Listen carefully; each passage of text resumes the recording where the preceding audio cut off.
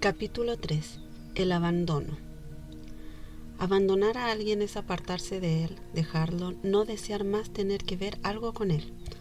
Muchas personas confunden el rechazo con el abandono. Examinemos juntos la diferencia. Si uno de los miembros de una pareja, por ejemplo, decide rechazar al otro, lo repele para no tenerlo junto a sí. Sin embargo, si decide abandonarlo, se aleja, se marcha para distanciarse temporal o definitivamente.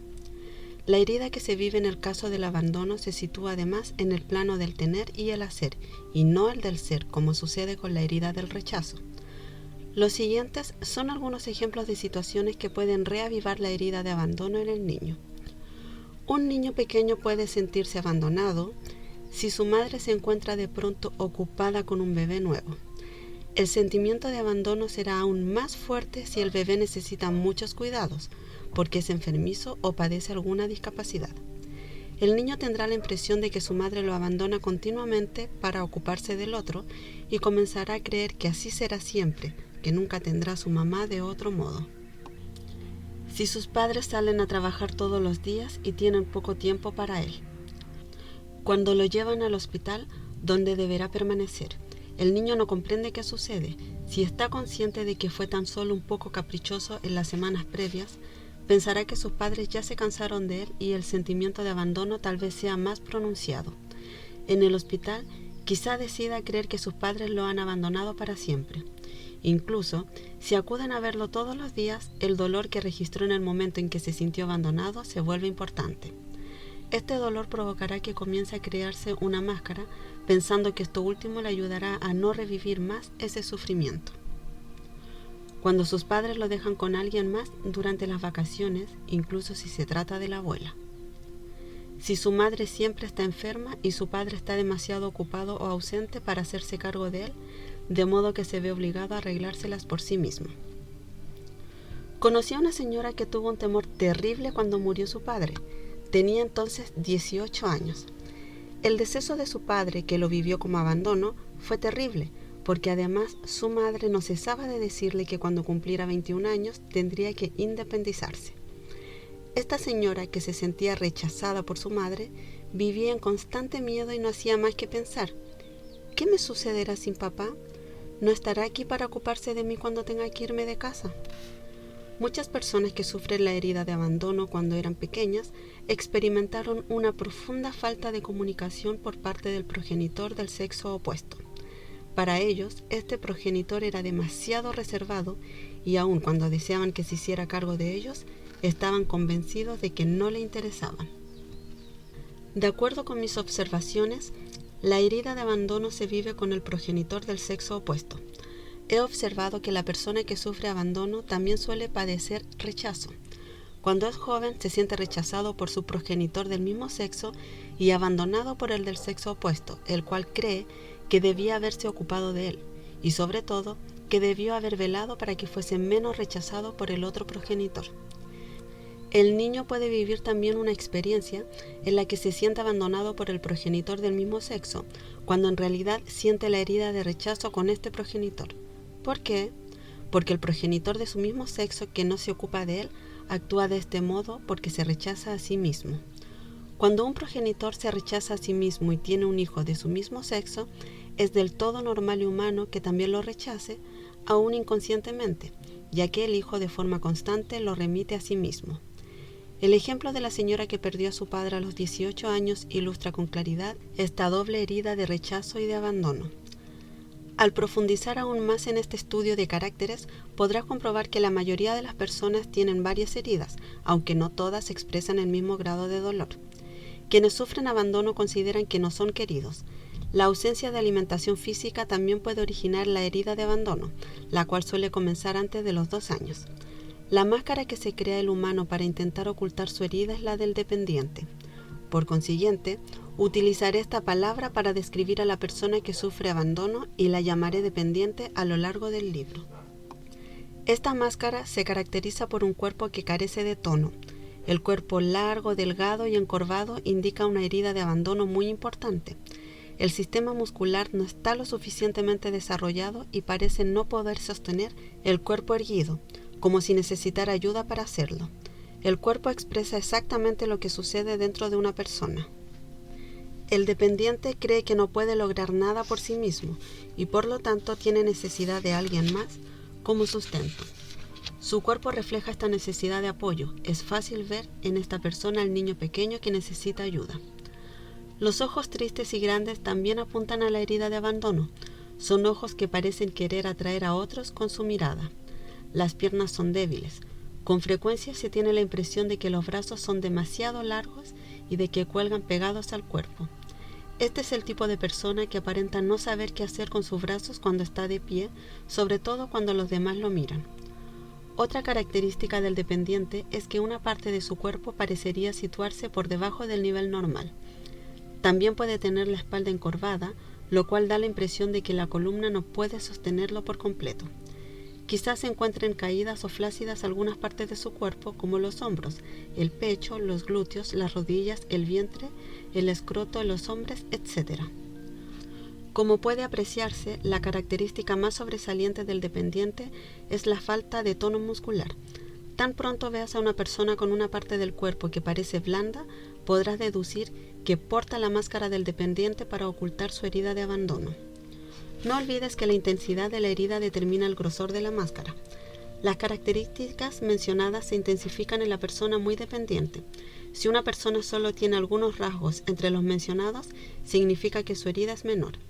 Es importante saber que en el caso de alguien obeso y con falta de tono en algunas partes de su cuerpo, el exceso de peso indicará por su parte otro tipo de herida que examinaremos más adelante, mientras que su falta de tono expresará la herida de abandono.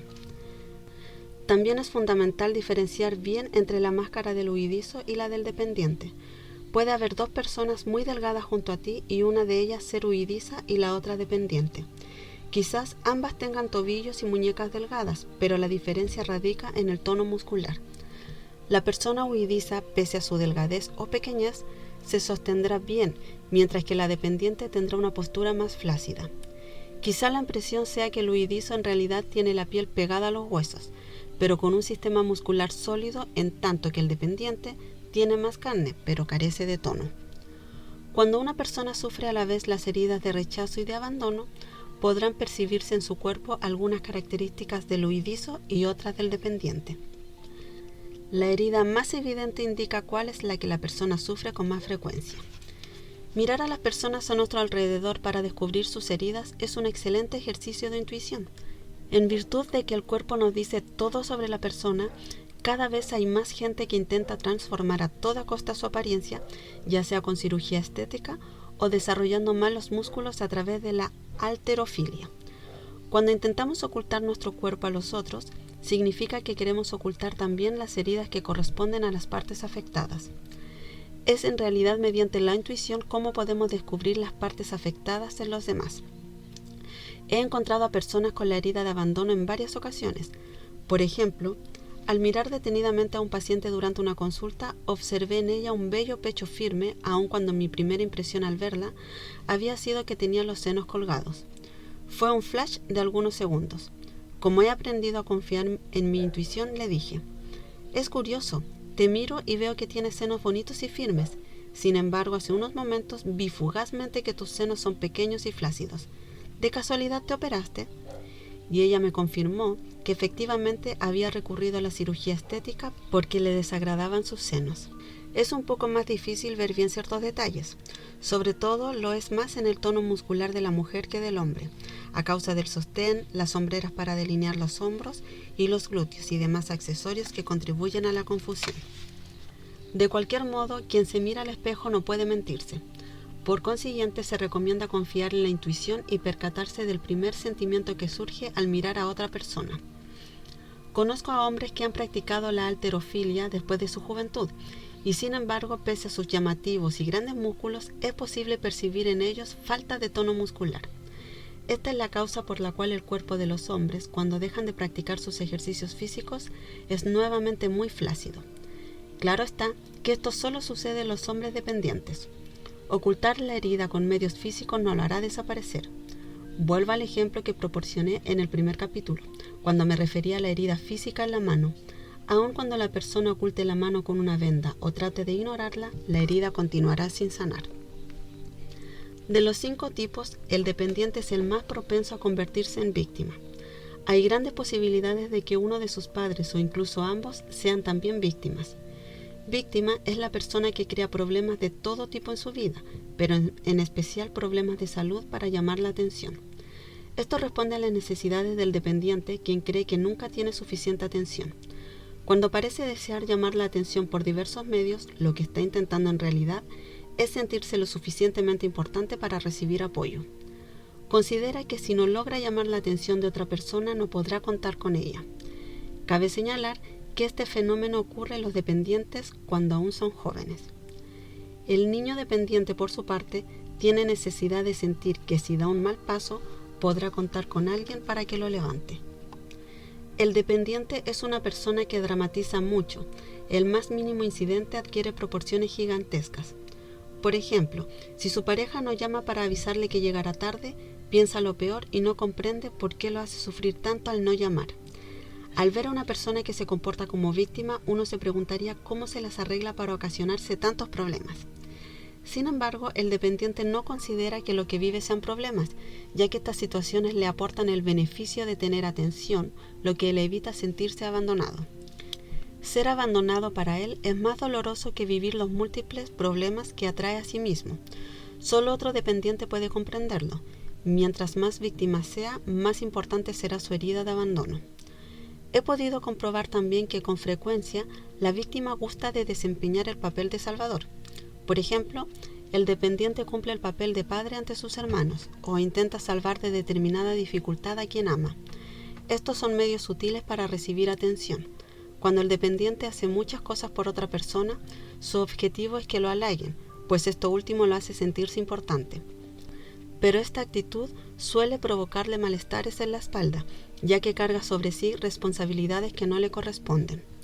El dependiente a menudo sufre altibajos. Durante algún tiempo se siente feliz y todo marcha bien, pero de pronto se siente malhumorado y triste. Incluso suele preguntarse por qué se siente así si no hay motivo aparente para ello. Si lo investigara bien, podría descubrir que es por temor a la soledad. La ayuda que más necesita el dependiente es el apoyo de los otros. Aun cuando tenga o no dificultad para tomar decisiones por sí mismo, antes de decidirse, por lo general el dependiente pide la opinión o la aprobación de los demás, ya que necesita sentirse apoyado y respaldado en sus decisiones. Esta es la razón por la cual parece que a este tipo de personas le es difícil tomar decisiones, cuando en realidad lo que sucede es que únicamente no se decide o duda de sus decisiones cuando no siente el apoyo de alguien más. Sus peticiones a los demás están en función de lo que otros puedan hacer para ayudarle. En cualquier caso, no se trata tanto de obtener la ayuda física que pretende, sino sobre todo de sentirse apoyado por alguien en cuanto a lo que hace o desea hacer. Cuando recibe apoyo se siente ayudado y amado. Aun cuando tenga necesidad de apoyo, es interesante observar que el dependiente utiliza con frecuencia la expresión «ya no soporto más», lo cual indica hasta qué punto hacemos algo a los demás sin darnos cuenta de lo que nos reprochamos o de lo que tememos que los otros nos hagan. El dependiente puede parecer perezoso, pero la realidad es que no le agrada realizar actividades o trabajos físicos solo, puesto que necesita de la presencia de alguien más para sentirse apoyado. Cuando hace algo por los demás es con la intención de recibir afecto a cambio. Cuando recibe el afecto deseado al emprender una actividad agradable con alguien más, el dependiente desea que dure. Y cuando la actividad termina dirá, «Qué lástima que haya concluido». Percibe el final de cualquier cosa agradable como un abandono. La persona dependiente que actúa como víctima tiende a tener una voz infantil y a hacer muchas preguntas, sobre todo en el caso de las mujeres. Esto se observa cuando pide ayuda siempre con dificultad a aceptar una negativa y con la tendencia a insistir. Mientras más sufre cuando se le dice no, más se dispondrá a utilizar cualquier medio para obtener lo que desea, como la manipulación, el enfurruñamiento, el chantaje, etc. En consecuencia, el dependiente por lo general solicita consejos, porque no se cree capaz de hacer las cosas por sí mismo, aunque no necesariamente escucha lo que se le dice. A la larga hará lo que él mismo desea, porque en realidad no está buscando ayuda, sino apoyo. Cuando camina con otras personas, las deja pasar frente a él porque prefiere que los demás lo guíen.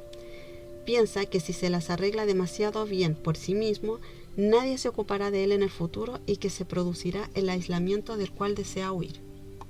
La soledad es, efectivamente, el temor más grande del dependiente, ya que está convencido de no poder soportarla. Por ese motivo se acoge a los demás y hace todo por llamar la atención. Está siempre alerta para realizar numerosas piruetas y ser amado. En una palabra, para que no se le abandone. Está dispuesto a tolerar situaciones muy difíciles en lugar de ponerles fin. Su temor es, ¿qué voy a hacer solo? ¿Qué será de mí? ¿Qué me sucederá? Con frecuencia vive en conflicto consigo mismo, pues por una parte exige mucha atención y por la otra teme estar exigiendo demasiado y que eso acabe por molestar a los otros, quienes entonces podrían abandonarle. Creo que, aun cuando no lo admita, el dependiente ama el sufrimiento por tolerar ciertas situaciones. Tomemos como ejemplo a la mujer que vive con un alcohólico o que es víctima de abuso conyugal. Su sufrimiento será más grande si abandona a su pareja que si tolera lo que vive. De hecho, vive ante todo de la esperanza, una esperanza emotiva. No puede admitir su herida, ya que al hacerlo correría el riesgo de revivir el sufrimiento que la propia herida representa. La persona dependiente tiene una enorme capacidad para no ver el problema que vive en pareja. Prefiere creer que todo marcha bien porque tiene miedo a ser abandonada. Cuando el otro le anuncia que desea marcharse, sufre enormemente, porque como no ha sido capaz de ver los problemas, no lo esperaba. Si este es tu caso y estás aferrado a una persona y haces todo lo posible para no ser abandonado, debes brindarte tu propio apoyo. Busca una imagen mental, imagina cualquier cosa que te dé soporte. No te acobardes, sobre todo cuando vivas momentos de desesperación. No pienses que ya no puedes obtener ayuda del exterior. Quizás creas que no podrás salir adelante solo, pero para todo problema existe también un remedio. Al apoyarte a ti mismo vendrá la luz y encontrarás esa solución. El dependiente tiene dificultades con la palabra dejar porque para él significa abandonar. Por ejemplo, si una persona le dice, debo dejarte, debo marcharme, se sentirá agobiado de dolor. El simple hecho de escuchar la palabra dejar aún en el teléfono evoca emociones en él. Para no sentirse abandonado, valdría la pena que ese otro le explicara la razón por la cual se marcha, sin utilizar la palabra dejar. Cuando el dependiente se siente abandonado, considera que no es lo suficientemente importante para atraer la atención de otro. He observado con frecuencia que al estar en compañía de una persona dependiente, si me atrevo a mirar mi reloj de pulso para saber la hora, algo que suelo hacer debido a que mi horario está lleno, su rostro cambia. Puedo percibir hasta qué punto le molesta mi gesto. Cree sin lugar a dudas que lo que debo hacer es más importante que él.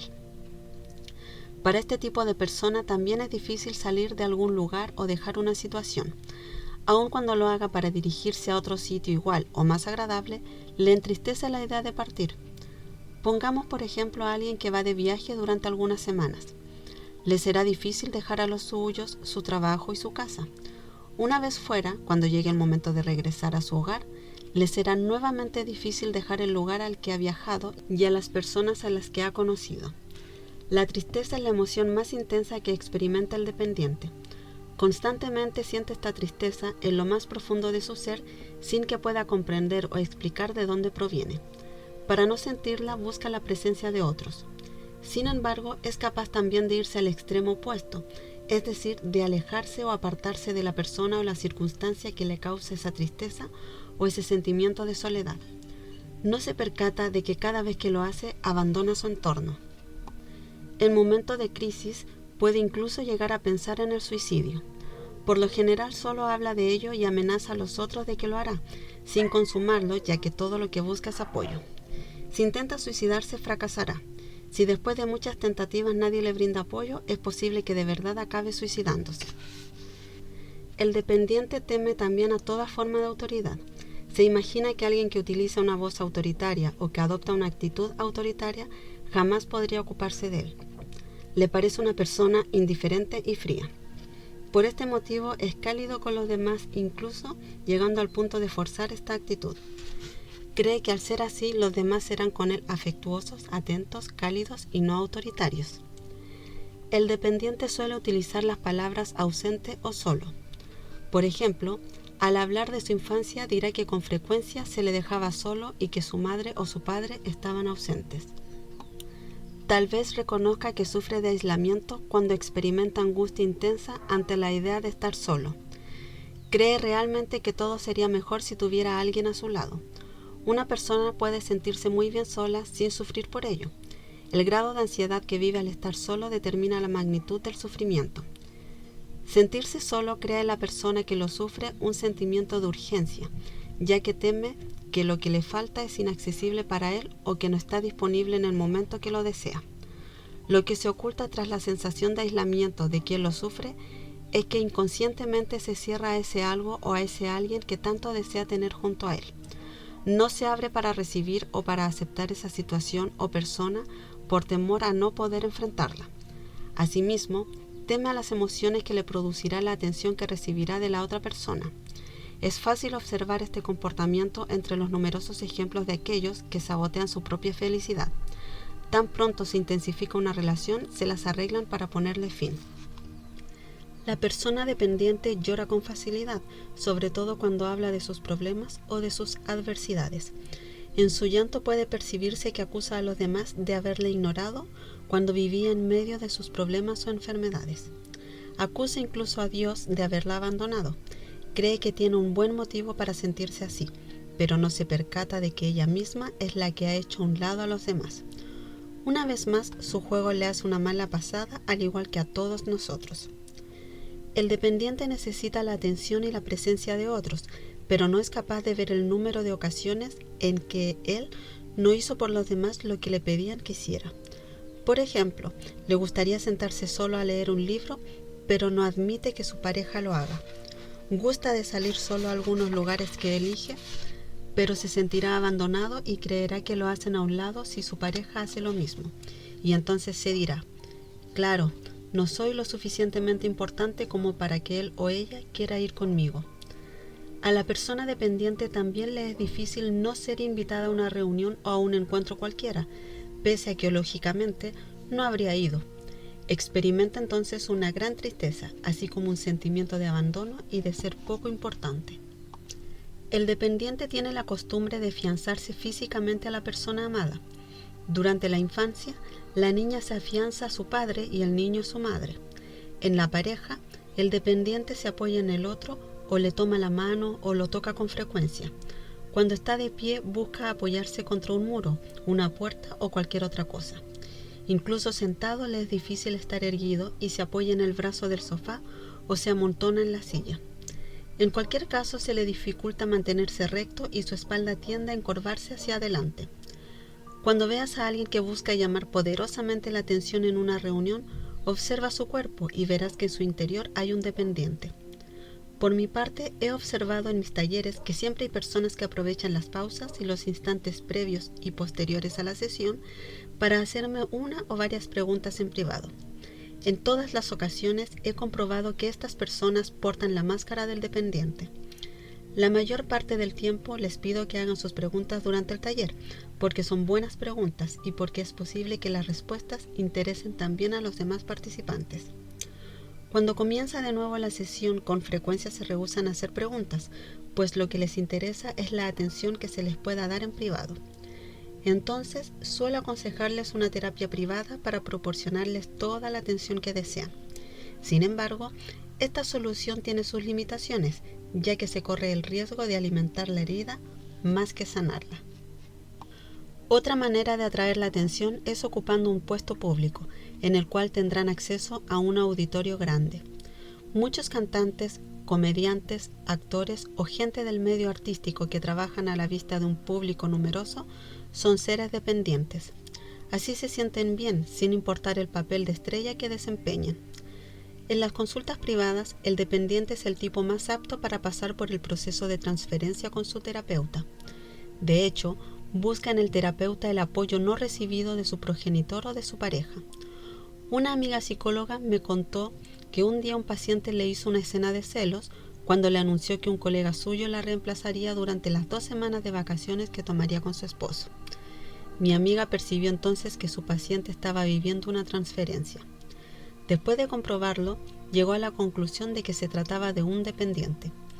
Aprovecho para advertir a todos los que trabajan brindando este tipo de ayuda que cuando su paciente sufre abandono estén particularmente atentos al riesgo de transferencia.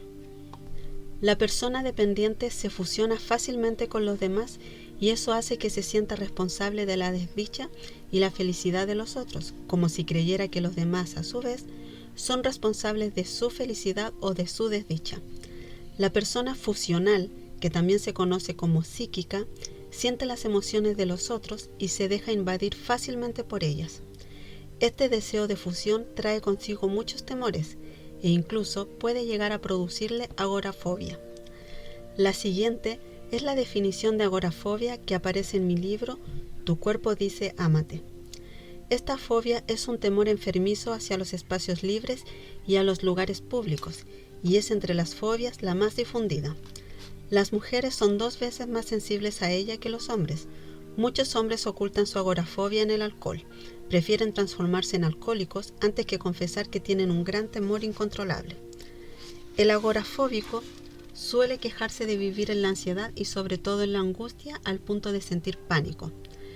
En el agorafóbico, una situación angustiante entraña reacciones fisiológicas, palpitaciones cardíacas, desmayos, tensión o debilidad muscular, transpiración, dificultades respiratorias, náuseas, incontinencia, etc., que pueden conducir al pánico, así como reacciones cognitivas, como sentimientos de extrañeza, temor a perder el control, a enloquecer, a ser humillado públicamente, a desmayarse o a morir, etc.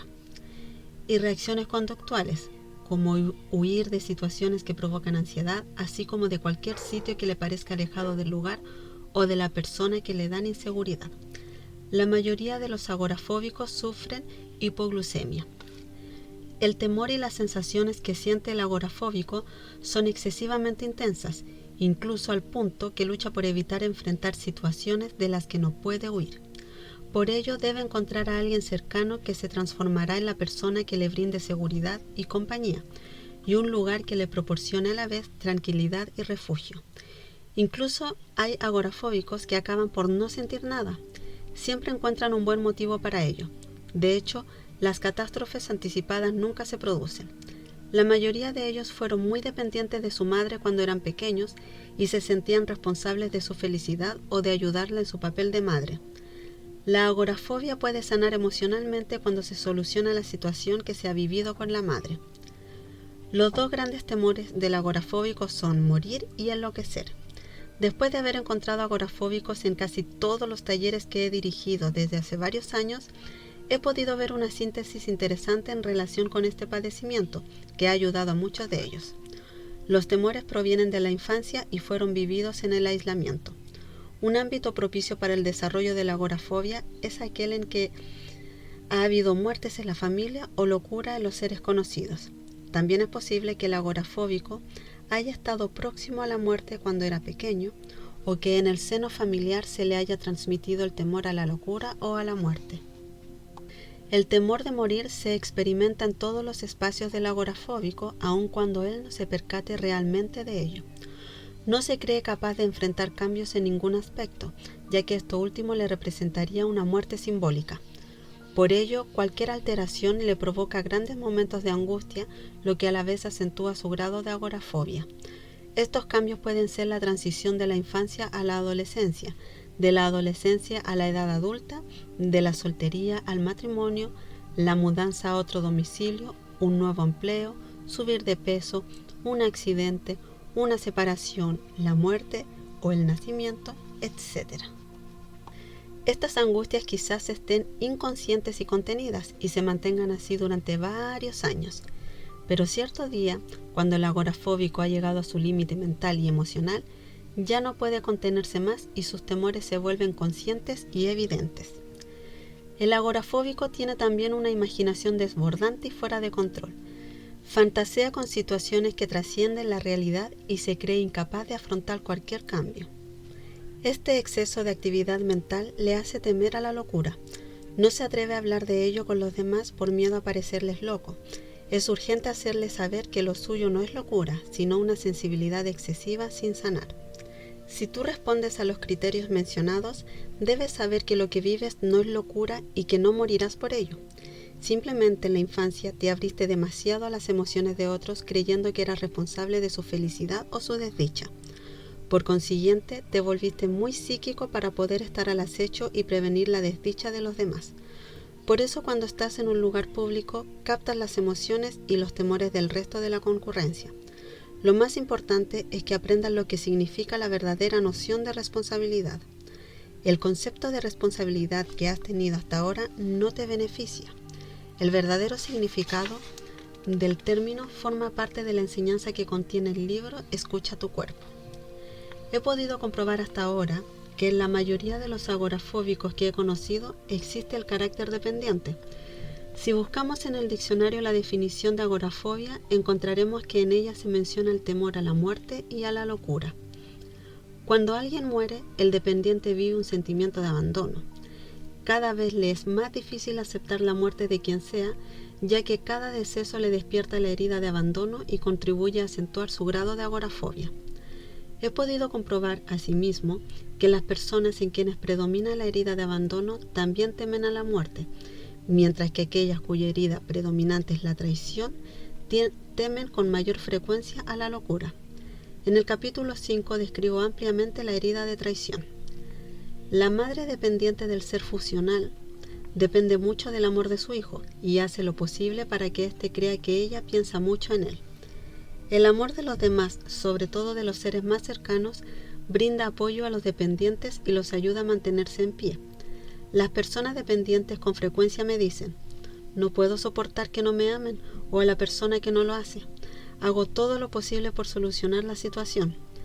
Cuando el dependiente dice: es importante que me llames para que te cuente las novedades, en realidad quiere decir: cuando me llamas me siento importante. Tiene necesidad a cualquier precio de que los demás lo hagan sentir importante y de que lo tomen en cuenta, ya que esto es algo que no puede hacer solo.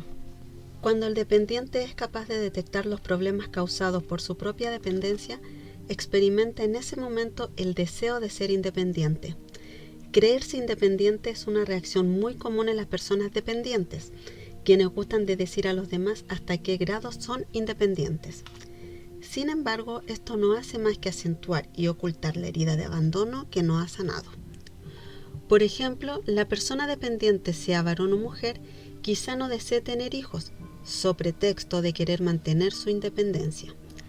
En el hombre dependiente, la presencia de un niño en la familia suele ocultar el temor a no recibir toda la atención de su pareja, mientras que la mujer dependiente temerá a su vez sentirse agobiada por las obligaciones que implica tener un hijo. Por otra parte, si ella desea tener hijos, los preferirá cuando son pequeños, cuando dependen más de ella, ya que así se sentirá más importante. El dependiente busca más que la independencia, la autonomía. En el siguiente capítulo explicaré esta diferencia. En el plano sexual, el dependiente muestra el mismo comportamiento, es decir, suele utilizar el sexo para afianzarse a otra persona. Esto se observa sobre todo en el caso de las mujeres. Cuando la persona dependiente se siente deseada por alguien, se cree más importante. De los 5 tipos, yo diría que la persona que teme ser abandonada es la que más gusta del sexo. Por lo general lo desea más que su pareja, y no es raro advertir que quienes se quejan de no tener suficiente sexo son quienes sufren la herida de abandono y portan la máscara del dependiente. Si la mujer dependiente no quiere hacer el amor, no se lo dirá a su pareja y preferirá simular que lo desea, ya que querrá evitar una ocasión de sentirse no deseada. He conocido a mujeres que incluso aceptaron participar en un trío, aún sabiendo que el marido le haría el amor a otra mujer en la habitación contigua. Por su parte, el hombre dependiente simulará ignorar que su esposa tiene un amante. Estas personas eligen tolerar este tipo de situación con tal de no ser abandonados. Por supuesto que no es lo que prefieren, pero están dispuestos a todo con tal de no perder a su pareja. En el plano de la alimentación, el dependiente puede comer mucho sin subir de peso. Como su actitud interior general radica en nunca estar satisfecho, este es también el mensaje que su cuerpo recibe cuando come y su cuerpo reacciona al no subir de peso. Cuando una persona come, no importa que tampoco, pero cree que ha comido demasiado, Su cuerpo recibe el mensaje y reacciona como si en realidad fuera demasiado. Esta persona aumenta entonces de peso. En el capítulo anterior mencioné que en el huidizo existe la tendencia a la anorexia. En el caso del dependiente, la tendencia es a ser bulímico. Mis observaciones me han llevado a concluir que cuando el hombre dependiente es bulímico, se debe a que intenta nutrir a su madre. Al vomitar manifiesta a qué grado le hace falta. Cuando la bulimia se presenta en la mujer dependiente, es más bien el padre quien hace falta. Cuando estas personas no han encontrado un sustituto para el progenitor ausente, transfieren la falta a los alimentos. La palabra devorar es común en su lenguaje. Por ejemplo, suelen decir: mi hijo devora toda mi energía, o mi trabajo devora todo mi tiempo. El dependiente prefiere los alimentos blandos a los duros. Por lo general gusta mucho del pan, que es el símbolo de la tierra nutricia. Come lentamente para prolongar el placer y la atención, sobre todo si está en compañía de otras personas. De hecho, las personas dependientes no gustan de comer solas y menos aún fuera de casa. Como además tienen dificultades con la palabra dejar, no les gusta dejar comida en su plato, y todo esto lo hacen de manera inconsciente. En lo que se refiere a las enfermedades, el dependiente se distingue por haber sido un niño enfermizo, débil o endeble. Las siguientes son las diversas enfermedades que suelen padecer las personas que sufren la herida de abandono. Asma, una enfermedad que se manifiesta en exhalaciones difíciles y forzadas. En el plano metafísico, esta enfermedad indica que la persona que la padece acepta más de lo que debería y no rechaza lo que le pesa, sino con muchas dificultades. Los problemas de bronquios también son comunes, ya que estos guardan una relación metafísica con la familia. Cuando el dependiente sufre un problema bronquial, indica que tiene la impresión de no recibir lo suficiente de su familia, de la cual depende en gran medida. Le interesa creer que tiene un lugar en ella, aun cuando para poder creerlo tenga que hacer piruetas.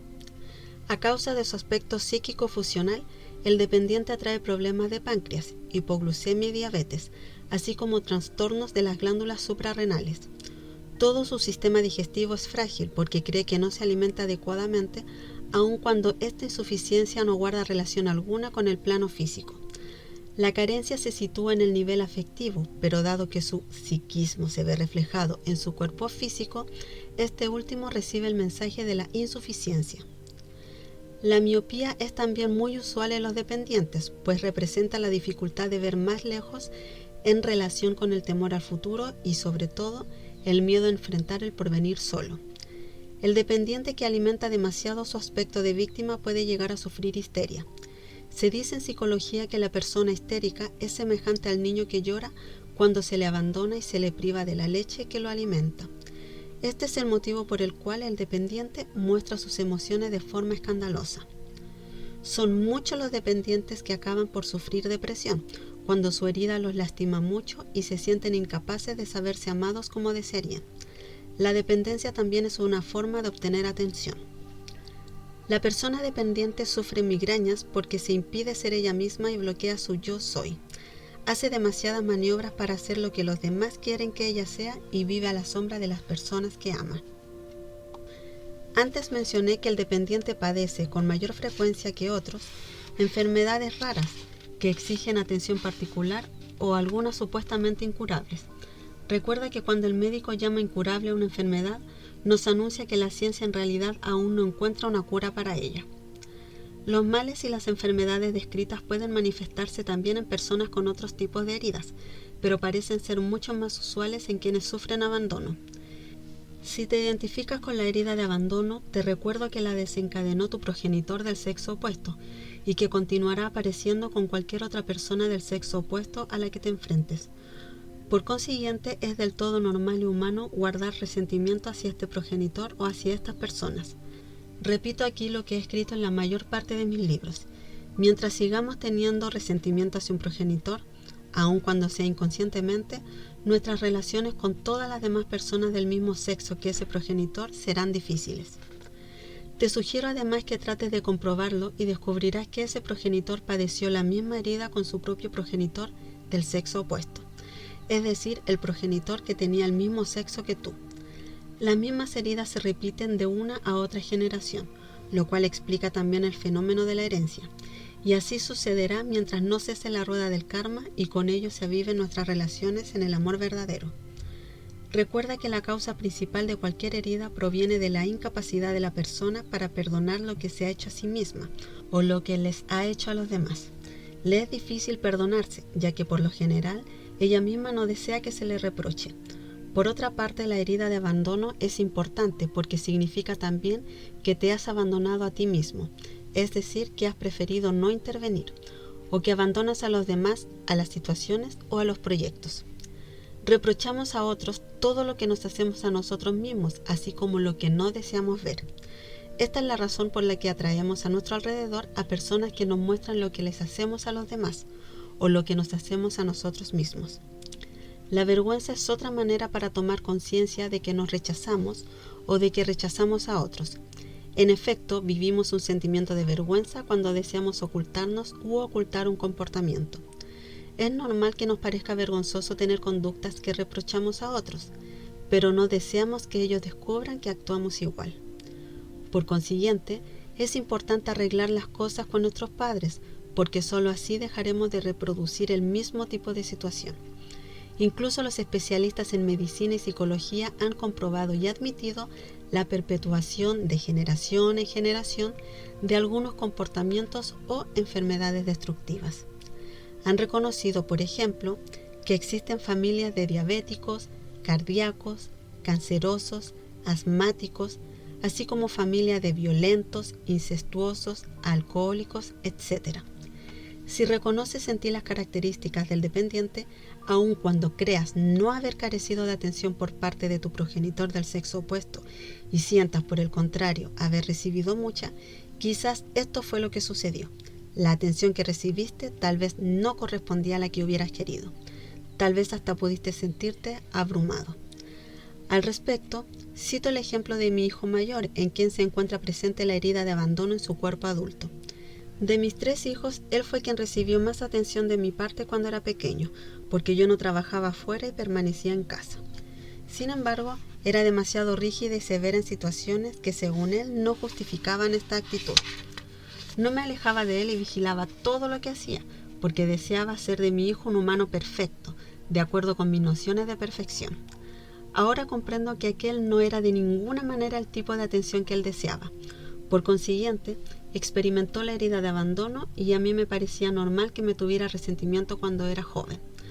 Ahora me percato de que esta experiencia formaba parte de su plan de vida y sé también que habríamos de comprender la situación juntos. Él tenía necesidad de una madre como yo para realizar su proceso de perdón en relación con el abandono y tenía necesidad de un hijo como él para ayudarme a completar situaciones con mi padre. Hablaré de esto en el capítulo de la traición.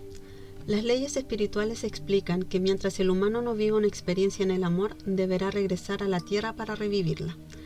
Regresamos con las mismas almas, pero a desempeñar papeles diferentes para brindarnos la oportunidad de solucionar lo que no hemos arreglado en vidas anteriores. No olvides que las características y los comportamientos descritos en este capítulo solo se presentan cuando la persona que sufre abandono decide ponerse su máscara de dependiente, creyendo que de esta forma evitará sufrirlo. Esta máscara puede llevarse ocasional o frecuentemente según la gravedad de la herida y la intensidad del dolor. Los comportamientos propios del dependiente son dictados por el temor a revivir la herida de abandono. Sin embargo, es probable que te reconozcas en alguna de estas conductas y no en todo lo que he escrito. Es casi imposible que una persona se reconozca en todos los comportamientos mencionados. Cada una de las heridas tiene comportamientos y actitudes interiores propias. Las formas de pensar, de sentir, de hablar y de actuar correspondientes a cada herida indican por consiguiente una reacción a lo que sucede en la vida. Al reaccionar una persona no está centrada y no puede estar bien o sentir alegría. Este es el motivo por el cual es tan útil percatarse de los momentos en que eres tú mismo o estás reaccionando.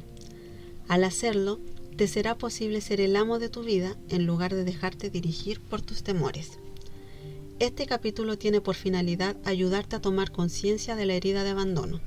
Si te ves en la descripción de la máscara del dependiente, aquí encontrarás la información necesaria para sanar esta herida y volver la mirada hacia ti mismo sin creer que la vida está llena de abandono. Si no te has reconocido en esta herida, te sugiero que te asegures con quienes te conocen bien si están de acuerdo contigo antes de desechar esta posibilidad. Mencioné que es posible tener solo una pequeña herida de abandono. En tal caso, no tendrás más que alguna de las características mencionadas. Recuerda que es importante confiar principalmente en la descripción física, ya que el cuerpo físico nunca miente, a diferencia de nosotros que podemos hacerlo con facilidad. Si identificas esta herida en otras personas que conoces, no debes intentar cambiarlas. Mejor utiliza lo que estás aprendiendo en este libro para ser más compasivo con ellas y comprender mejor los comportamientos con los cuales reaccionan. Es preferible que ellos mismos lean el texto si demuestran interés en ello, en lugar de que trates de explicarles con tus palabras el contenido de este. Características de la herida de abandono en resumen. Surgimiento de la herida. Entre el primero y el tercer año con el progenitor del sexo opuesto. Carencia de muestras de afecto o del tipo de afecto deseado. Máscara dependiente. Cuerpo largo, delgado, sin tono muscular, jorobado, piernas débiles, espalda encorvada, brazos de apariencia demasiado larga y pegadas al cuerpo, partes del cuerpo caídas o flácidas. Ojos grandes, tristes, con mirada que atrae.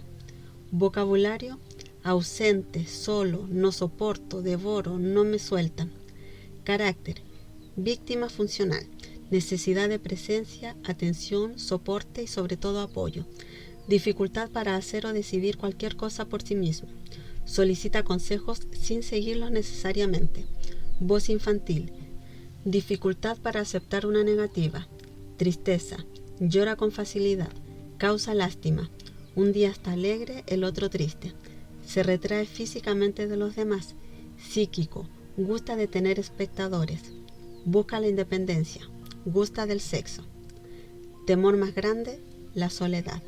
Alimentación, buen apetito, bulímico, gusta de alimentos blandos, come con lentitud. Enfermedades posibles, lumbares, bronquitis, migrañas, hipoglucemia, agorafobia, diabetes, glándulas suprarrenales, miopía, histeria, depresión, enfermedades raras que atraen la atención, enfermedades incurables. Capítulo 4. La humillación. Veamos juntos qué significa la palabra humillación. Es la acción de sentirse rebajado, de rebajarse o de rebajar a alguien más de manera descarada. Los sinónimos de esta palabra son sumisión, vergüenza, mortificación, vejación, degradación. Esta herida comienza a manifestarse o a surgir entre el primero y tercer año. Hablo de surgimiento porque te recuerdo que mi teoría se basa en el hecho de que al nacer hemos decidido cuál de las heridas deseamos curar aun cuando no tengamos conciencia de ello. El alma que llega para sanar esta herida será atraída por un progenitor o ambos que la humillarán. Esta herida aparece ligada sobre todo al mundo físico, al ámbito del tener y el hacer. Surge precisamente en el momento en que se desarrollan las funciones del cuerpo físico entre el primero y el tercer año de vida, edad en la cual el niño normal aprende a comer solo, a comportarse con propiedad o a ir al baño solo, a hablar, a escuchar y comprender lo que los adultos le dicen, etc. La herida de humillación surge en el momento en que el niño siente que uno de sus padres se avergüenza de él o teme que se avergüence de él cuando está sucio, cuando ha hecho un estropicio, principalmente en público o en familia, cuando está mal vestido, etc. Sin importar la situación que provoca que el niño se sienta rebajado, degradado, comparado, mortificado o avergonzado en el plano físico, la herida despierta y comienza a adquirir importancia.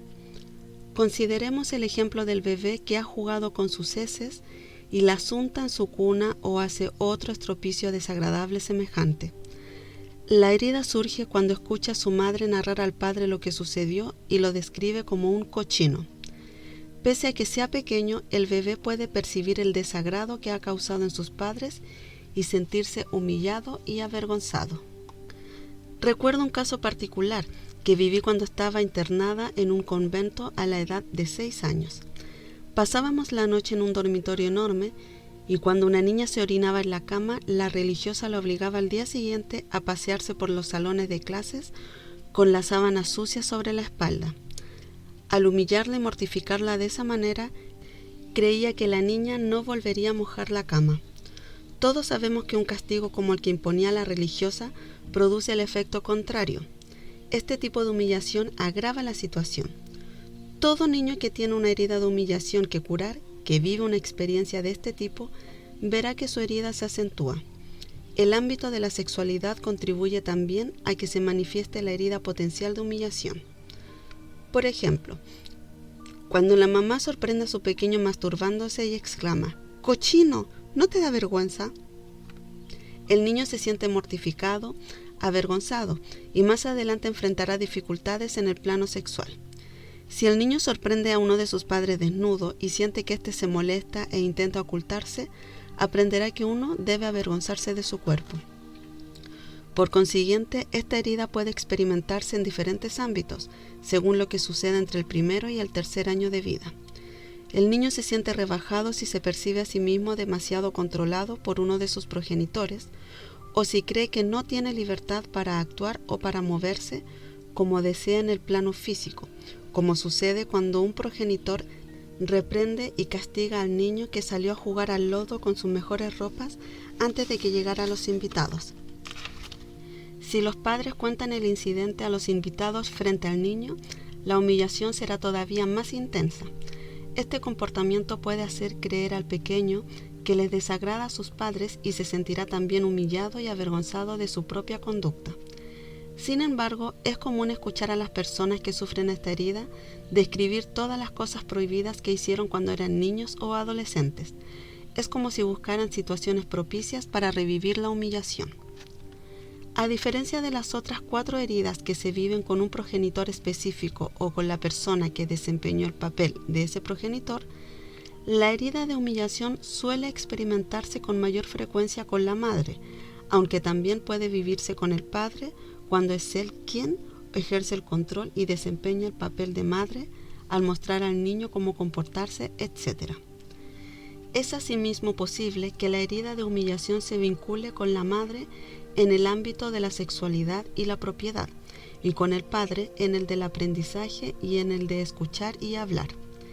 En estos casos, entonces, será necesario solucionar la herida con ambos padres. El niño que sufre humillación se crea la máscara del masoquista. El masoquismo es el comportamiento de una persona que encuentra satisfacción e incluso placer al sufrir. Aun cuando lo hace inconscientemente, procura el dolor y la humillación la mayor parte de las veces. Se las ingenia para hacerse daño o para castigarse antes de que alguien más lo haga. A pesar de que mencioné que la humillación o la vergüenza que puede experimentar el masoquista se sitúa en los ámbitos del tener y el hacer, puede ser que se las ingenie para llegar a ser como los demás desearían que fuera. Sin embargo, lo que haga o no haga, o lo que tenga o no tenga, no disminuirá su herida de humillación.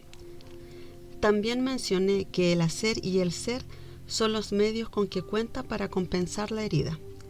A partir de ahora, cuando utilice el término masoquista, será para referirme a las personas que sufren humillación y que porta esa máscara para evitar sufrir y vivir el dolor relacionado con esa herida. Repito lo que he dicho en los capítulos anteriores.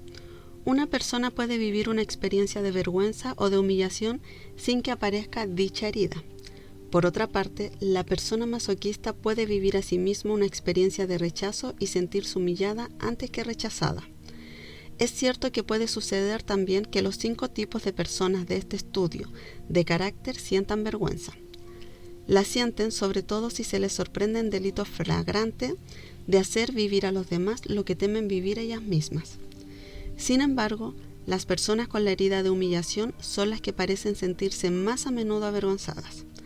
Precisaré ahora la diferencia entre la vergüenza y la culpabilidad. Uno se siente culpable cuando considera que lo que ha hecho o ha dejado de hacer está mal. Cuando nos avergonzamos, juzgamos que no hemos actuado correctamente con respecto a lo que acabamos de hacer. La soberbia o el orgullo son lo contrario de la vergüenza. Cuando una persona no está orgullosa de sí misma, por lo general está avergonzada de ella misma. se acusa y tiende a querer ocultarse. Una persona puede sentirse culpable sin tener vergüenza, pero no puede tener vergüenza sin sentirse culpable. Como se considera a sí misma mal educada, desalmada, sucia o que vale menos que los demás, la persona con la descripción física de la máscara del masoquista desarrolla un cuerpo grueso que también la avergüenza. Un cuerpo grueso es diferente del cuerpo musculoso. La persona puede pesar 20 kilos de más que su peso normal y no estar gruesa, sino parecer más bien fuerte. Sin embargo, el masoquista es grueso a causa del exceso de grasa. Su cuerpo es regordete y parece tener la misma profundidad que extensión. Podemos incluso ver esta característica cuando lo observamos desde la espalda. Por el contrario, cuando la persona es fuerte porque es musculosa, tiene un cuerpo más grande que profundo, y al observarlo desde la espalda, no da la impresión de ser grueso. Esta descripción es igual para las mujeres que para los hombres. Si solo una parte del cuerpo es gruesa y recordeta, como los glúteos o los senos, significa que existe una herida de humillación menos importante. También es posible asociar a la máscara del masoquista las siguientes características: talle corto, cuello grueso y convexo, tensión en el cuello, la garganta, la mandíbula y la pelvis. El rostro suele ser redondo y los ojos abiertos e inocentes, como los de un niño. Es evidente que la persona que reúne todas estas características físicas sufre una herida más importante. Ahora bien, esta herida parece ser la más difícil de reconocer. He trabajado personalmente con centenares de masoquistas, sobre todo con mujeres que sufren una herida de humillación evidente, y he observado que a varias de ellas les tomó casi un año admitir que sentían vergüenza y que se sentían humilladas. Si reconoces en tu cuerpo las características físicas del masoquista, pero te es difícil ver la herida de humillación, no te sorprendas y concédete el derecho de tomarte el tiempo necesario para verla. No hacer las cosas deprisa es también una de las características del masoquista. Para él es difícil ir con la rapidez necesaria, ya que se avergüenza cuando no puede llegar con la misma velocidad que los demás, por ejemplo al caminar. Debe aprender a otorgarse el derecho de actuar a su propio ritmo. Por otra parte, hay muchas personas a las que le es difícil reconocer la máscara del masoquista porque son capaces de controlar adecuadamente su peso. Si tú eres de las que aumenta de peso con facilidad y te ves rollizo cuando no controlas tu alimentación, es posible que tengas la herida de la humillación, pero que ésta se encuentre por el momento oculta. La rigidez que te permite controlar tu peso se explica en el capítulo 6 de este libro. Como el masoquista desea mostrarse firme y no ser controlado, suele cargar mucho sobre su espalda, lo cual es además la razón por la que desarrolla una espalda ancha para poder llevar más peso. Consideremos el ejemplo de una señora que para agradar a su marido aceptó que su suegra viviera con ellos. Al poco tiempo, la suegra se enfermó, por lo que su nuera se sintió obligada a atenderla. El masoquista tiene la facilidad de situarse en circunstancias en las que debe ocuparse de alguien más para olvidarse paulatinamente de sí mismo. Sin embargo, mientras más cargue sobre su espalda, más aumentará su peso. El masoquista parece desear hacer todo por los demás, pero en realidad lo hace para crear limitaciones y obligaciones. Durante el tiempo que dedica a ayudar a los otros, cree que no le harán nada vergonzoso, aun cuando la mayor parte de las veces se siente humillado porque abusan de él. He escuchado a muchas mujeres masoquistas quejarse de estar hartas de ser la sirvienta. Se quejaban, pero continuaban con la misma conducta, ya que no se percataban de que ellas mismas se habían impuesto estas limitaciones. También he escuchado diversas expresiones como: después de 30 años de buen servicio, el director me echó a la calle como si fuera basura. Este tipo de persona que se considera servicial no se siente reconocida en ningún momento. Más aún, es interesante notar la humillación que entraña tal expresión. La persona no masoquista diría: después de 30 años de servicio me despidieron, sin hacer referencia a la palabra basura.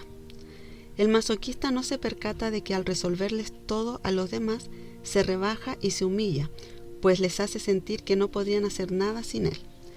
El masoquista se asegura también de que tanto su familia como sus amigos sepan que no podrían hacer nada sin él, e incluso lo dicen frente a él, de tal forma que se siente doblemente humillado. Esto último sucede porque ante el comentario, el masoquista tiene que reconocer que no necesita ocupar tanto espacio en la vida de sus prójimos. Sin embargo, no percibe que acepta cargar con tanto porque lo suele hacer de manera sutil, debido a que su cuerpo físico ocupa mucho espacio. Engorda en función del espacio que cree que debe ocupar en su vida. Su cuerpo está ahí para reflejar esta idea. Cuando el masoquista sepa en lo más profundo de su ser que en verdad es especial e importante, no tendrá que demostrarlo más al resto de la gente. Al reconocerse su cuerpo ya no tendrá necesidad de ocupar tanto espacio. Parece muy controlador, pero este control es motivado principalmente por el temor a sentir vergüenza de sus prójimos o de sí mismo. Este tipo de control es diferente del que hablaré en el capítulo sobre la herida de traición. La madre masoquista, por ejemplo, tiende a controlar la apariencia, el comportamiento y la forma en que viste sus hijos y su pareja. Es el tipo de madre que desea que sus hijos sean bien portados desde pequeños. Si no lo logra, se avergonzará de sí misma en cuanto a su papel de madre. Como el masoquista, sea hombre o mujer, es con frecuencia fusional con su madre, hace todo lo posible por no avergonzarla. Esto influye mucho en él mismo, aun cuando sea de manera inconsciente o involuntaria. El masoquista considera a su madre como un enorme peso que cargar, lo cual le proporciona otra buena razón para desarrollar una espalda muy sólida. Esta actitud continúa incluso después de la muerte de la madre. Aun cuando le crea un sentimiento de vergüenza, por lo general el masoquista se siente aliviado o liberado cuando su madre muere, ya que ella representaba un serio obstáculo para su libertad.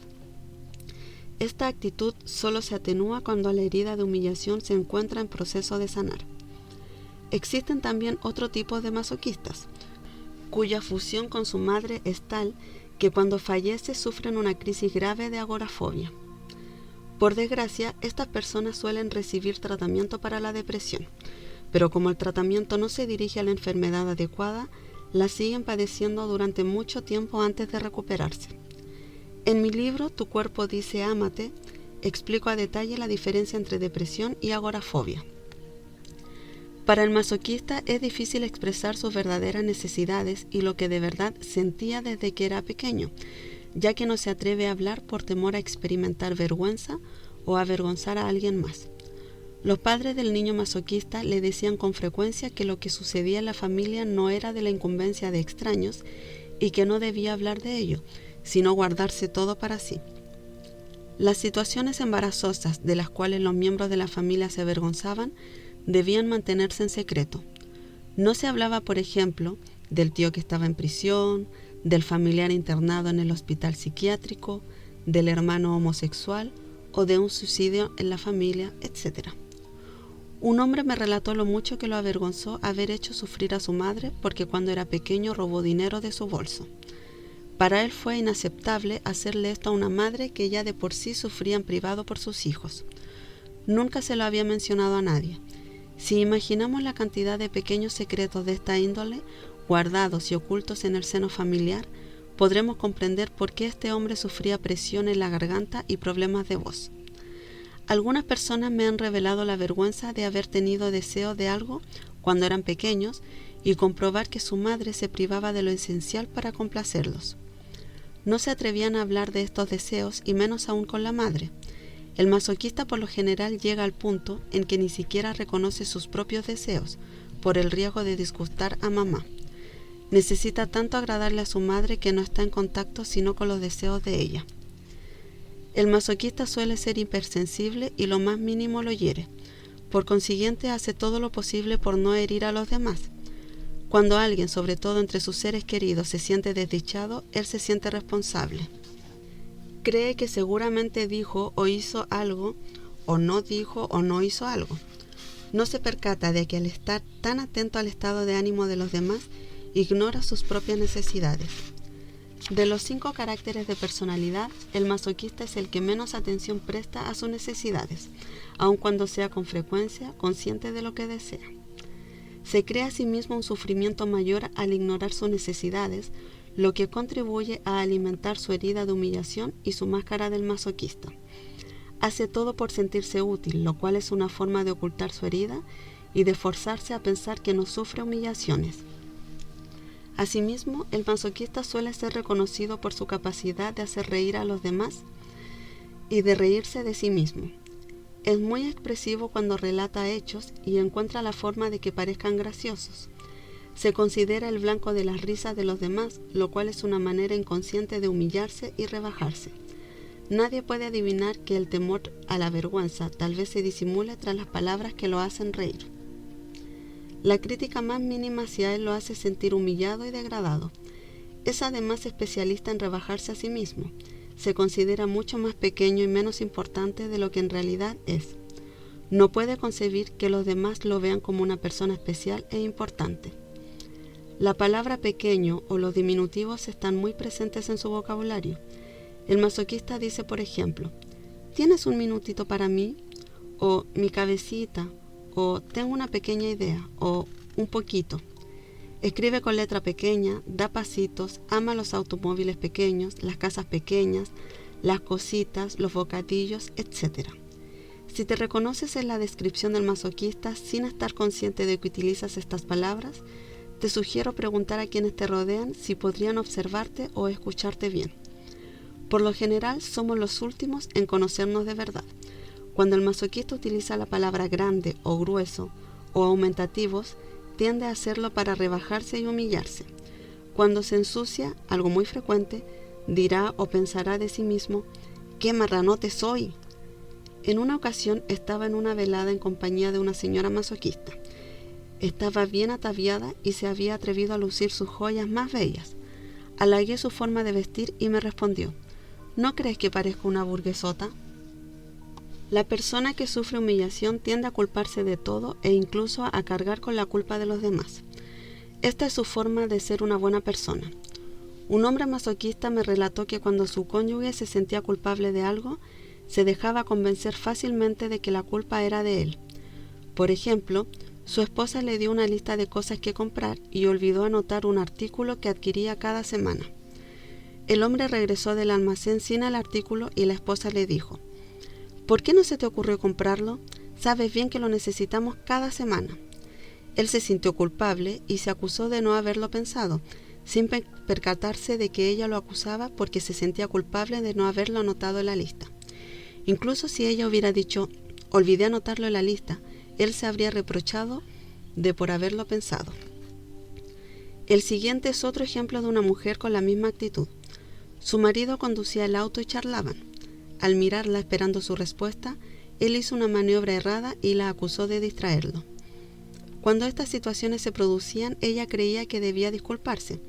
Al observar si lo que él decía era cierto y si ella actuaba así a propósito, se dio cuenta de que no era así, pero como él la acusaba invariablemente, ella tendía a sentirse culpable. Estos ejemplos ilustran con claridad el hábito que tiene el masoquista de asumir la responsabilidad de algo que no le corresponde y de sentirse culpable. Aceptar la culpa y disculparse nunca soluciona nada, ya que cada vez que la situación vuelve a ocurrir, el masoquista se culpará de nuevo. Es importante recordar que los demás nunca pueden hacernos sentir culpables, ya que la culpabilidad solo puede proceder de nuestro interior. La persona masoquista por lo general se siente impotente ante sus seres queridos más cercanos. Cuando se deja culpabilizar por los demás, reacción que atrae a su pesar, se queda con la boca abierta, sin saber qué decir para defenderse y se siente culpable. Puede sufrir hasta el punto de querer escapar de la situación. Enseguida intentará encontrar justificaciones y explicaciones con la finalidad de restaurar la paz. Al considerarse culpable, cree que a él le toca arreglar la situación. No digo que el masoquista sea el único que se siente culpable. Cada uno de los 5 tipos de caracteres se siente culpable por distintos motivos. Sin embargo, al sentirse humillado, fácilmente el masoquista parece ser el que más maniobras hace para ello y el que más culpable se siente. La libertad es fundamental para el masoquista. Para él, ser libre significa no tener que rendir cuentas a nadie, no ser controlado por nadie y hacer lo que quiere cuando así lo quiere. De pequeño el masoquista no se sentía libre casi nunca, y menos aún cuando estaba con sus padres. Quizás estos últimos le impidieron, por ejemplo, tener los amigos que quería, poder salir a su antojo, etc. O le asignaban tareas o responsabilidades en casa como ocuparse de sus hermanos. Debo precisar, sin embargo, que él tendía a crearse a sí mismo estas obligaciones antes de lo contrario. Cuando se siente libre y considera que nadie le pone piedras en el camino, resplandece, vive la vida al máximo y no tiene límites. En esos momentos caen los excesos en varios aspectos de su vida. Come demasiado, compra demasiados alimentos, cocina demasiado, bebe demasiado, hace demasiado, desea ayudar demasiado, trabaja demasiado, gasta demasiado, considera que tiene demasiados bienes, habla demasiado. Sin embargo, cuando adopta algunos de estos comportamientos, se avergüenza de sí mismo al sentirse humillado por las miradas o los comentarios de los demás, debido a que tiene un enorme temor de encontrarse en situaciones sin límite, pues está convencido de que de ser así, realizará cosas vergonzosas, sea en el plano sexual o social, o en sus compras, salidas, etc. También cree que si se ocupa principalmente de él mismo, ya no será útil a los demás. Esto despierta la humillación que sentía de pequeño cuando se rehusaba a ocuparse de los demás. Por esta razón el masoquista tiene mucha energía bloqueada en su cuerpo. Si llega a permitirse ser libre como lo necesita, sin vergüenza ni culpabilidad, su cuerpo adelgazará, ya que dará rienda suelta a la energía contenida. La libertad es por lo tanto el temor más grande del masoquista. Está convencido de que no sabrá qué hacer si llega a ser libre a su antojo. De manera inconsciente se las ingenia para no ser libre, y la mayor parte del tiempo es él quien toma esta decisión. Piensa que si decide ser libre por sí mismo, no podrá ser controlado por los demás, pese a que sus decisiones, con frecuencia, provean el resultado contrario y aún más constricciones y obligaciones. Al desear ocuparse de sus seres queridos, cree garantizar su libertad, pues es él quien está controlando. Sin embargo, en realidad se aprisiona. Los siguientes son algunos ejemplos. El hombre que cree ser libre para tener todas las compañeras que desea, se crea de golpe muchos problemas relacionados con su tiempo para poder ver a todas y para asegurarse de que ninguna de ellas conozca la existencia de las otras. El hombre que se siente aprisionado en casa con su esposa controladora y se busca 2 o 3 empleos complementarios por las tardes para escapar de ella, se siente libre, aunque en realidad ya no tiene libertad para divertirse y pasar tiempo con sus hijos. La mujer que vive sola y para ser libre se compra su propia casa, ya no tiene más tiempo para sí misma, porque se encuentra sola con todas las labores que debe hacer. Lo que hace el masoquista para liberarse de un ámbito lo aprisiona en otro. Además, se crea a sí mismo numerosas situaciones que en la cotidianidad lo obligan a realizar cosas que no responden a sus necesidades. Otro rasgo del masoquista es el de castigarse, pues cree que de esta forma castiga a otro. Una mujer me relataba que reñía a menudo con su marido porque él salía con frecuencia con sus amigos y no pasaba suficiente tiempo con ella.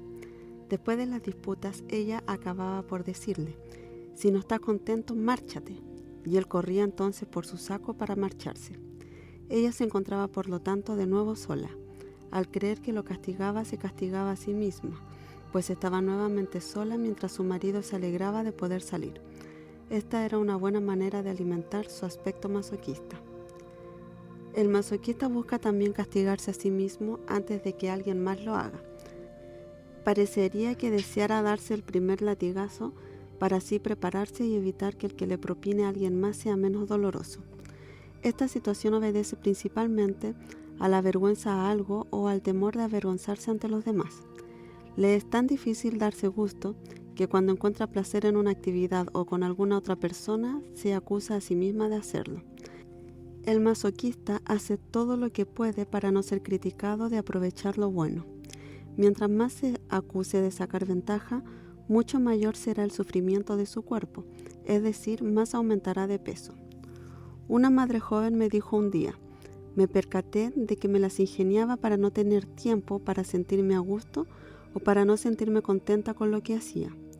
Agregó que en las tardes, cuando su marido e hijos veían algún programa de televisión, En ocasiones dejaba de hacer sus cosas para verlo. Cuando se interesaba en el programa permanecía de pie viéndolo. Nunca se tomaba el tiempo para sentarse porque, según ella, eso era holgazanear y de esa forma no sería una buena madre. El sentido del deber es muy importante para las personas masoquistas. El masoquista con frecuencia actúa como intermediario entre otras dos personas. Sirve de amortiguador entre los demás, lo cual le permite crearse una capa adecuada de protección. También se las ingenia para actuar de chivo expiatorio en diversas situaciones.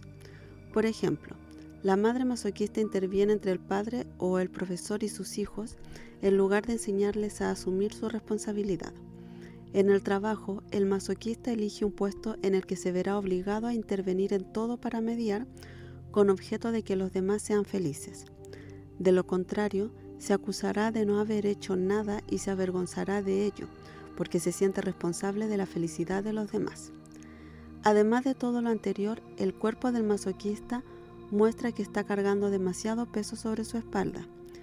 Cada vez se encorva más por cargar con los problemas de los otros o sufre dolor de espalda. También es posible ver el momento en que el cuerpo del masoquista no puede cargar más. Su piel aparenta estirarse al máximo, como si ya no cupiera y estuviese ceñida sobre el cuerpo. Cuando esto sucede, el masoquista se viste con atuendos muy ajustados. Da la impresión de que si respira profundamente, sus ropas se desgarrarán. Si este es tu caso, tu cuerpo intenta decirte que es justo el momento de comenzar a sanar tu herida de humillación porque ya no puedes cargarla más. La apariencia es importante para las personas masoquistas, aun cuando pudiera pensarse lo contrario al ver la forma en que algunos se visten. En su interior gustan mucho de las ropas elegantes y de verse bien, pero como creen que deben sufrir, no se permiten usarlas. Cuando el masoquista se viste de tal forma que su exceso de grasa es muy visible bajo su ropa ajustada, significa que la herida es muy importante, porque además así se siente incómodo. Cuando comienza a permitirse comprar atuendos bonitos y de calidad de la talla adecuada y a su gusto, sabemos que la herida está en proceso de sanar. El masoquista tiene el don de atraer situaciones en las que se expone a que los demás lo humillan. Los siguientes son algunos ejemplos. Una mujer atrae a un hombre que se tambalea en público cuando bebe demasiado. Una mujer atrae a un hombre que coquetea sin cesar con otras mujeres frente a ella. Un hombre atrajo la atención de una mujer que es grosera, sobre todo con los compañeros de trabajo de él. Una señora ensucia su ropa, ya sea por falta de control de la vejiga o porque su flujo menstrual es muy abundante.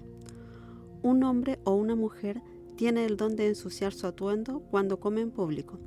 En el caso del hombre, la comida cae sobre su corbata y en el de la mujer sobre su pecho. La señora dirá que sus grandes senos le estorban para comer, sin querer ver que ella se crea situaciones humillantes o vergonzosas que le ayuden a descubrir su herida. Cuando he comido con mujeres masoquistas, ¿cuántas veces la he escuchado decir: «Mira qué puerca soy, me ensucié de nuevo», y mientras más intentan limpiar la mancha, más grande parece. Un señor fue despedido de su trabajo. Cuando está en la fila para recibir su cheque de desempleo, se encuentra con un antiguo colega. Cuando lo ve en la fila, intenta ocultarse.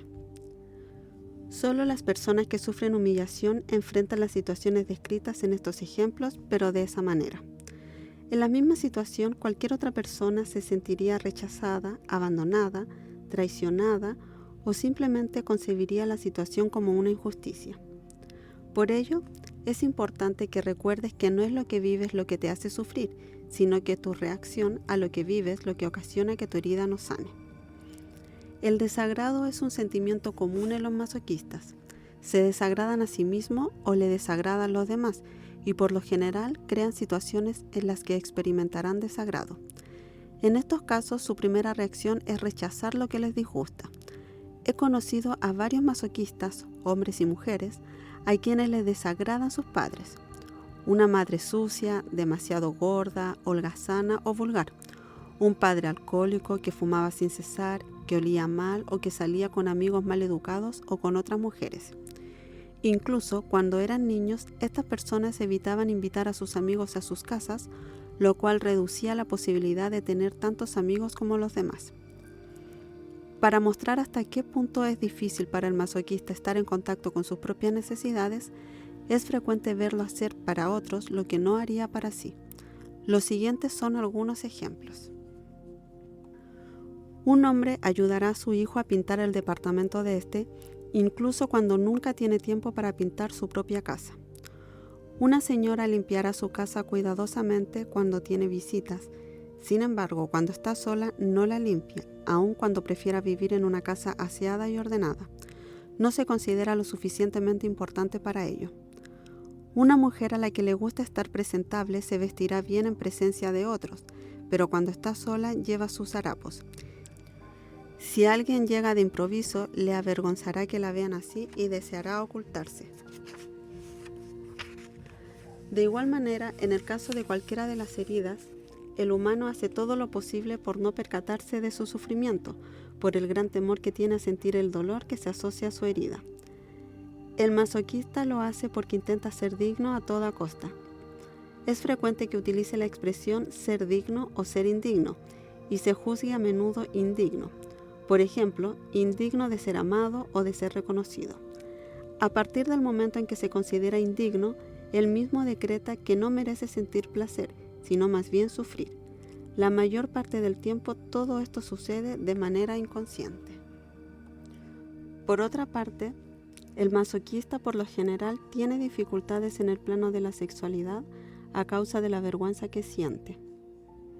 Con todos los tabúes que se comunican en la educación sexual de los niños, es normal que la persona que se avergüenza con facilidad sea objeto de la influencia del pecado, de los soez, de la inmundicia, etc., que se relaciona con la sexualidad. Consideremos el ejemplo del niño que nace de una madre soltera. Si este niño se percibe como el hijo de la vergüenza, la herida surgirá a edad muy temprana, tan temprana que crecerá como adulto con una herida muy pronunciada. Desde el momento de la concepción, esta persona tendrá una imagen errada del acto sexual. Sé que la sexualidad en nuestros días es mucho más libre que antes, pero no te dejes engañar por esto. Cada vez son más las y los adolescentes que sufren obesidad, la cual en ocasiones les impide llevar una vida sexual normal y agradable. Esta vergüenza sexual que se transmite en una generación a otra solo se solucionará cuando sane la herida de la humillación. He comprobado, con el paso de los años, que la mayoría de las personas que sufren humillación formaban parte de familias en las que todos los miembros tenían problemas que resolver en el plano sexual. No es casualidad que todas estas almas se atrajeran mutuamente. La joven masoquista muestra la tendencia a controlarse sexualmente, sobre todo para no avergonzar a su madre, quien por lo general controla este tema. La adolescente aprende que el sexo es desagradable y deberá trabajar por sí misma para desechar esta idea. Una joven me relató cuán avergonzada se sintió a los 14 años cuando se dejó besar y tocar por un chico. Al día siguiente en la escuela le pareció que todos la miraban y sabían lo que había hecho. ¿Cuántas jóvenes se han sentido humilladas al momento de su primera menstruación y de la aparición de sus senos? Algunas intentan incluso ocultarlos cuando les parecen demasiado grandes. El adolescente masoquista también se siente controlado sexualmente. Tiene un temor muy grande de que se le sorprenda cuando se masturba. Mientras más crea que la masturbación es vergonzosa, más deseará dejar de practicarla y al propio tiempo más sentirá la tentación de hacerlo. Asimismo, se involucrará en situaciones humillantes y vergonzosas en el plano sexual con sus padres y amigos. La humillación suele ser más intensa en el caso de la madre y las hijas. Mientras más piensa una persona que el sexo es vergonzoso y pecaminoso, más sujeta estará a atraer hostigamiento y abuso sexual durante la infancia y la adolescencia. Su vergüenza será tal que no se atreverá a hablar de ella con nadie. Varias mujeres del tipo masoquista me han relatado que después de haberse armado de valor para decirle a su madre que habían sufrido hostigamiento o abuso sexual por parte de algún familiar, recibieron como respuesta: «Es tu culpa, eres demasiado coqueta», o «no hace más que provocarlo», o «seguramente hiciste algo para que te sucediera». Este tipo de reacciones por parte de la madre no hacen más que agrandar el sentimiento de humillación, de vergüenza y de culpabilidad. Cuando una mujer lleva algún accesorio para resaltar las caderas, los glúteos o el vientre, es decir, alrededor de la región sexual de su cuerpo, puede suponerse que tiene un gran temor relacionado con la sexualidad ocasionado por los abusos que ha vivido. No es de sorprender ver que tantas chicas y cada vez más chicos aumentan de peso cuando los deseos sexuales comienzan a manifestarse, ya que este es un buen recurso para no ser deseables, para evitar hostigamiento y para de manera inconsciente privarse del placer sexual. ¿Cuántas mujeres me han dicho, si mi cuerpo fuera delgado y atractivo sería muy sensual y tal vez engañaría a mi marido? O, si me vistiera con ropa más sexy, mi marido se pondría celoso. He comprobado que la mayoría de las personas gruesas, hombres y mujeres, son muy sensuales. Parecería que no creen que merecen recibir placer, de tal forma que también se las ingenian para privarse de este en el plano sexual. Por consiguiente, es probable que la persona que sufre humillación tenga fantasías de las cuales nunca se atrevería a hablar por vergüenza. Las personas masoquistas no solo son sensuales, sino también sexuales. Harían el amor con frecuencia si fueran capaces de permitirse ser como les gustaría ser y ante todo si tomaran el tiempo para reconocer sus verdaderas necesidades en este ámbito como en los otros. He escuchado en varias ocasiones a las mujeres masoquistas decir que cuando desean hacer el amor no se atreven a comunicárselo a su pareja. Según ellas, sería inconcebible molestar al otro a causa de su propio placer. El hombre masoquista por lo general tampoco lleva el tipo de vida sexual que desea. Puede ser demasiado tímido en relación con el sexo o por el contrario ser obsesivo y buscarlo en todas partes. Algunas veces tiene dificultades con la erección o incluso sufre eyaculación precoz. Aun cuando la persona masoquista se otorga el derecho de gustar del sexo y descubre a la pareja con la cual puede ser ella misma, le es difícil abandonarse por completo, pues se avergüenza de mostrar que le gusta la actividad sexual y de permitirse realizar sus sueños, los cuales revelarían hasta qué punto disfruta las relaciones sexuales.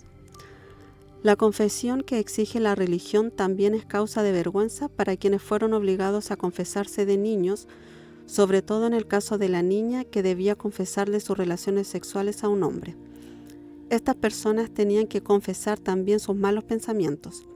No es difícil imaginar el problema que representaba sobre todo para la chica de tipo masoquista confesarse después de haber hecho el amor antes de casarse. Los más creyentes se avergonzaban ante Dios, ya que para ellos decepcionar al Creador era inaceptable y les parecía muy humillante tener que contárselo a un sacerdote. Esta humillación deja una marca profunda e impregnada que toma varios años para desaparecer. Desvestirse frente a una nueva pareja a la luz del día exige asimismo un gran esfuerzo por parte del hombre y la mujer de tipo masoquista. Temen avergonzarse cuando el otro lo vea, aunque en lo más profundo de su ser, los masoquistas son quienes sienten mayor placer al pasearse desnudos cuando se permiten a sí mismos hacerlo.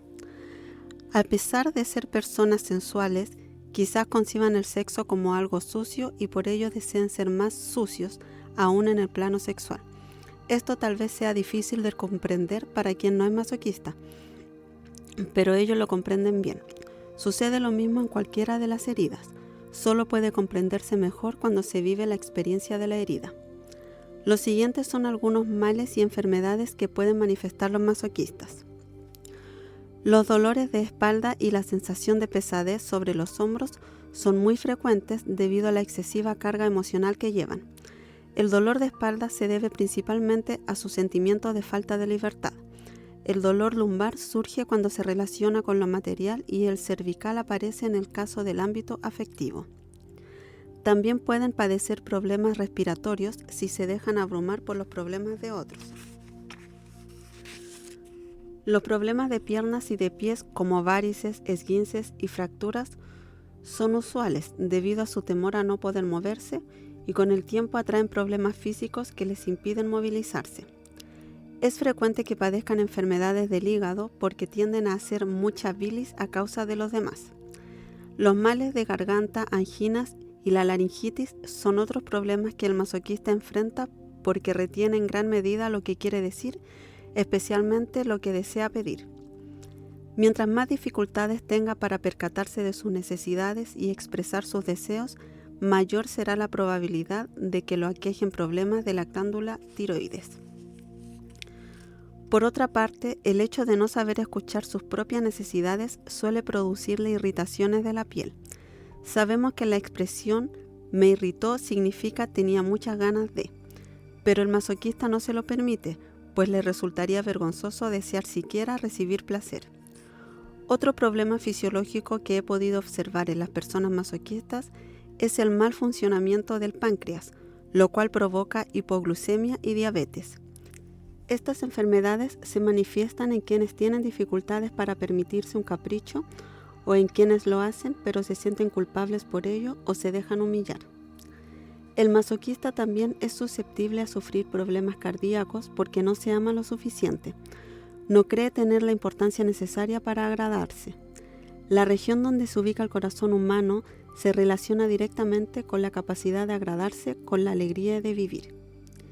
Además, a causa de sus ideas sobre el sufrimiento, no es raro ver que el masoquista deba someterse a diversas intervenciones quirúrgicas. Repito que todas estas enfermedades se explican detalladamente en mi libro Tu cuerpo dice ámate. Si te identificas con uno o más de estos problemas físicos, es probable que sean resultados del comportamiento de tu máscara de masoquista. Estas enfermedades pueden manifestarse en las personas que portan otras máscaras, pero parecen ser más comunes en quienes sufren humillación. En el plano de la alimentación, el masoquista suele ser extremista. Puede comer con glotonería o no comer más que porciones pequeñas para creer que no come mucho y no sentir vergüenza. Sin embargo, come varias porciones pequeñas que a la larga son demasiadas.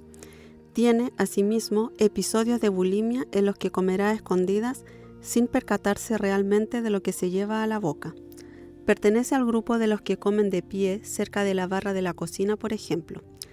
También tiene la impresión de que no comió tanto por no haberse tomado el tiempo de sentarse a la mesa. Prefiere los alimentos ricos en grasas. Por lo general, se siente muy culpable y le avergüenza comer lo que sea, sobre todo lo que considera alimentos que engordan, como el chocolate.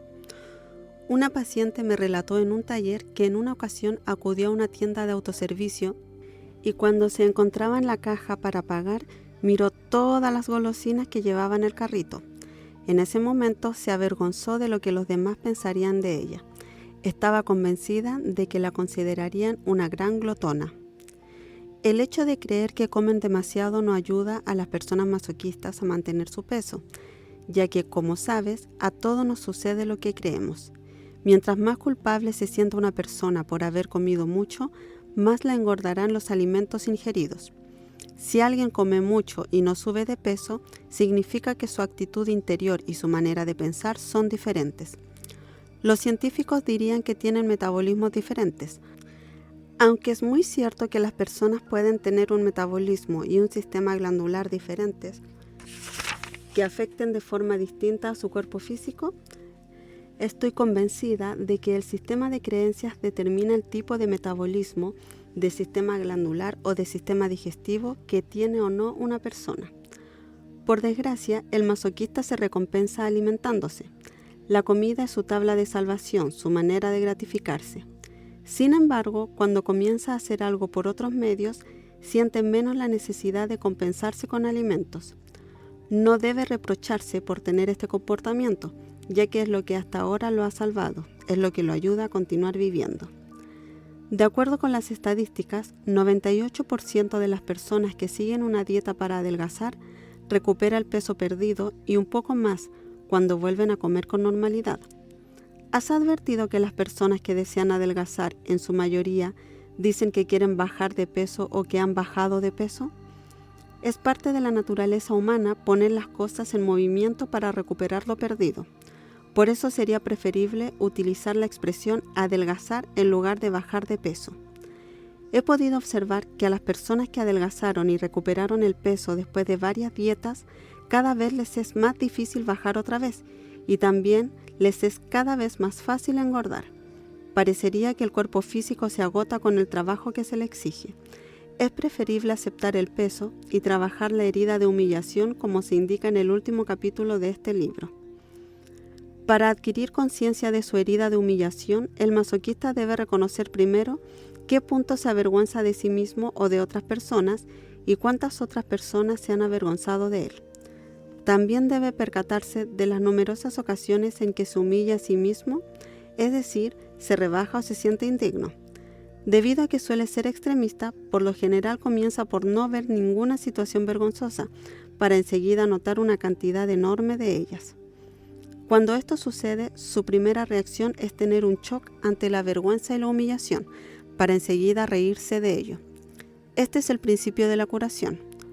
Otro medio para adquirir conciencia es considerar si en realidad pertenece al tipo de persona que desea cargar sobre su espalda las responsabilidades o los compromisos de otros. Si te ves en la herida de humillación, recuerda que debes trabajar en el nivel del alma para liberarte de ella. Si no trabajas más que en el plano físico, controlándote sin cesar para no engordar o adelgazar, no estás en concordancia con tu plan de vida, y después de esta vida deberás reencarnar en un cuerpo nuevo, quizás aún más grueso. Mientras estés aquí, lo más prudente es arreglar las cosas para liberar tu alma. También es importante que te percates de que tu madre o tu padre también sufren la herida de humillación y de que la vivieron con su progenitor de tu mismo sexo. Al ser compasivo con el progenitor que tiene esta herida, te será mucho más fácil comprenderte a ti mismo. Recuerda que la causa principal de una herida se deriva de la incapacidad de perdonar lo que nos hacemos a nosotros mismos o lo que hace sufrir a otros. Nos es difícil perdonarnos, ya que por lo general no tenemos conciencia de nuestros reproches. Mientras más importante sea la herida de humillación al rebajarte o compararte con los demás, más significará que te humillas a ti mismo o que humillas a otras personas al avergonzarte de ellas o tenerles resentimiento. Reprochamos a los demás lo que nos hacemos a nosotros mismos y no queremos ver.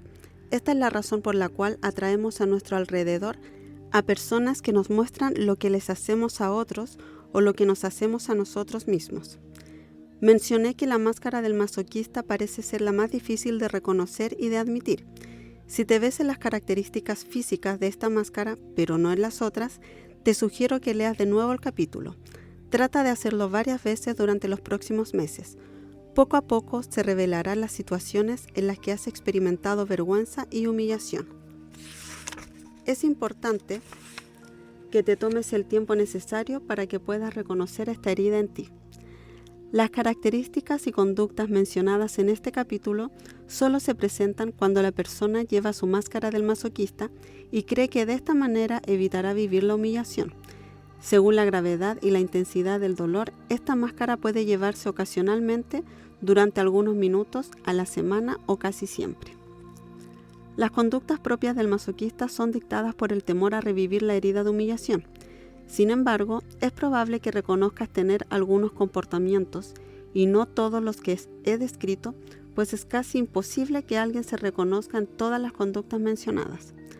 Cada una de las heridas descritas en este libro tiene sus respectivos comportamientos y actitudes interiores. Las maneras de pensar, sentir, hablar y actuar que se relacionan con cada una de ellas indican por consiguiente una reacción a lo que sucede en la vida. Al reaccionar, una persona no está centrada y no puede estar bien o sentir alegría. Este es el motivo por el cual es tan útil estar consciente de los momentos en que eres tú mismo o estás reaccionando. Al hacerlo, te será posible transformar tu vida en lugar de dejarte guiar por tus temores. Este capítulo tiene por finalidad ayudarte a tomar conciencia de la herida de humillación.